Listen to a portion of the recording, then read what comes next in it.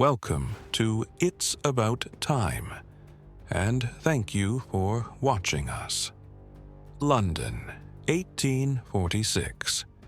You step into a cheap print shop, toss a single penny onto the counter, and walk out with a story so horrifying it'll keep you awake for weeks. Take The String of Pearls. That's where Sweeney Todd, the demon barber of Fleet Street, was born. Not a musical, not Johnny Depp. No, the original 1846 horror story. A shadowy barber luring men into his chair, pulling a secret lever to drop them into a cellar, where they're robbed, murdered, and baked into meat pies. Yes, meat pies. This wasn't rumor. This wasn't some urban legend. This was a story sold openly to the masses, and it was just one of the shocking tales that obsessed Victorian Britain. They were called penny dreadfuls, and the name says it all: a penny to buy, and dreadful in every sense.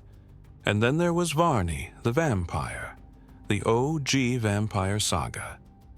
Long before Dracula, Varney was lurking through over 1,000 pages of serialized terror. He wasn't sleek and sexy like Hollywood vampires. He was grotesque, guilt-ridden, endlessly hungry. Readers devoured his adventures for 2 years straight.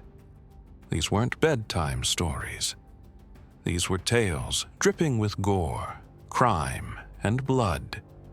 And they were everywhere. So, what exactly were penny dreadfuls? Think of them as the Netflix of the 19th century. Cheap, serialized, endlessly addictive. They were cheap, serialized booklets, basically the binge-worthy shows of Victorian Britain. And for that coin, you'd get a weekly fix of sensational horror, gothic melodrama, or outlaw adventure. Each issue cost just 1 penny, which made them affordable to the working class. For comparison, a novel by Dickens might cost a shilling or more. That's 12 pennies, way out of reach for most factory workers' kids. The print quality was terrible, the paper was cheap, and the illustrations were crude, but none of that mattered. What mattered was the thrill, the cliffhangers, the blood. Let's talk about the stories that hooked a generation. Victorian readers couldn't get enough. There were tales of notorious highwaymen like Dick Turpin galloping across the countryside, pistols blazing.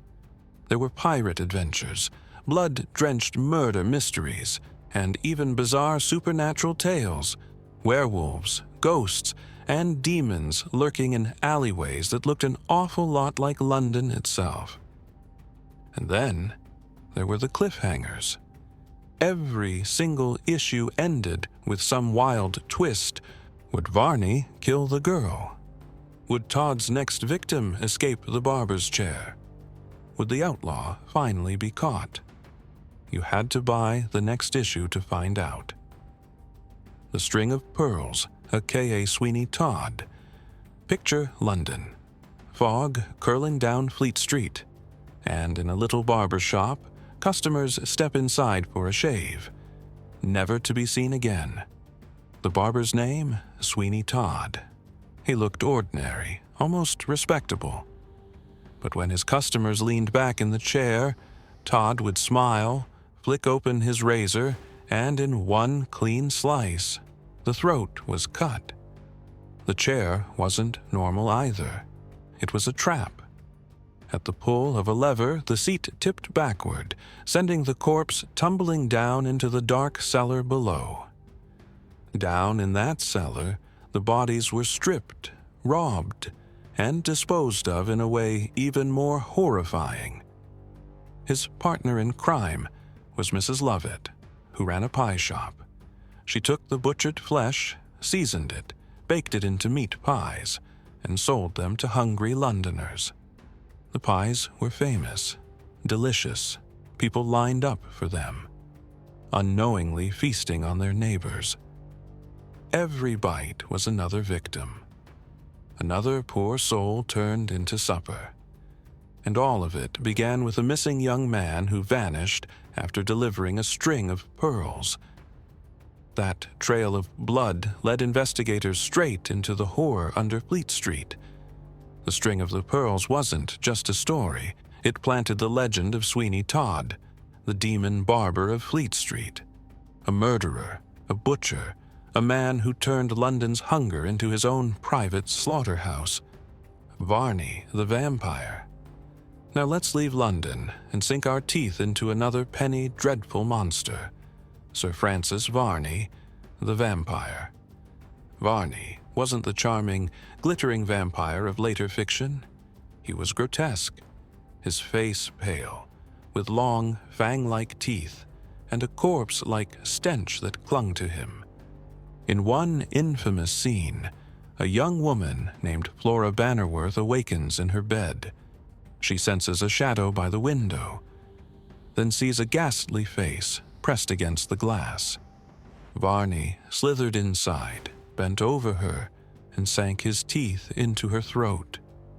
Blood poured down her chest as she writhed in terror, her scream cut short by his grip. He drained her, then fled into the night, leaving behind a broken, gasping victim. Unlike the elegant Dracula who came later, Varney was pathetic as well as horrifying. Sometimes he wept after feeding, loathing himself yet unable to resist. Other times he reveled in it, ripping open veins and leaving his prey pale and near death. That's what made Varney disturbing. He wasn't just a monster, he was cursed. He wanted to stop, but the hunger always won. And every night, more blood spilled. The story sprawled across hundreds of chapters, Varney faking deaths, rising from graves, stalking families. Again and again, victims fell, throats punctured, hearts left fluttering weakly until silence took them.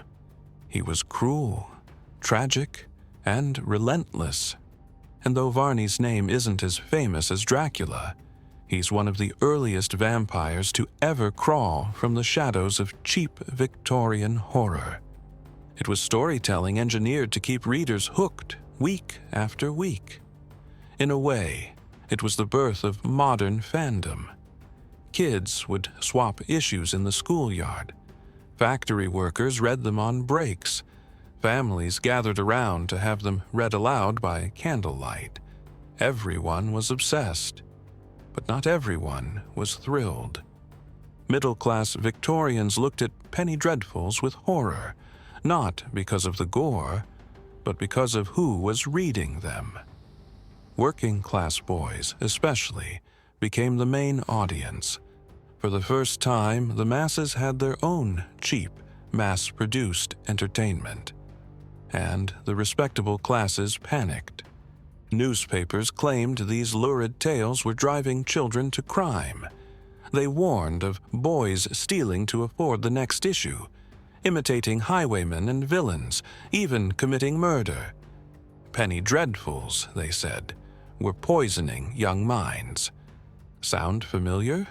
The same fears later surfaced around comic books in the 1950s, violent video games in the 1990s, and TikTok today. Every generation has its moral panic. For the Victorians, penny dreadfuls were the threat. But here's the twist. That panic only made penny dreadfuls more popular.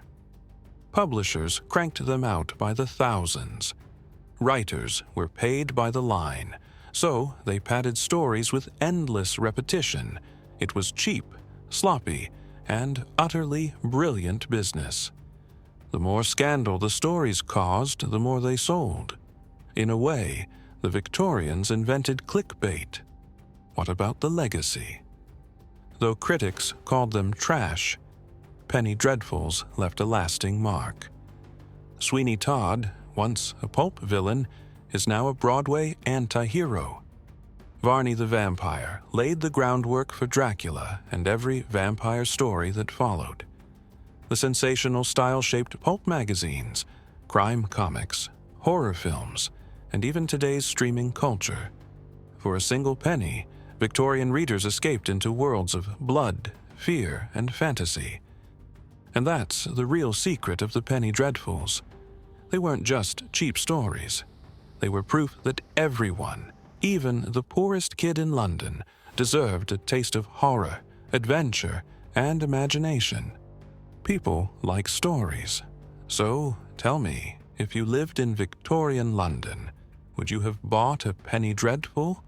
Or would you have been one of the critics, warning they'd rot your brain? Let me know in the comments, and subscribe if you'd like to explore more of history's darkest corners.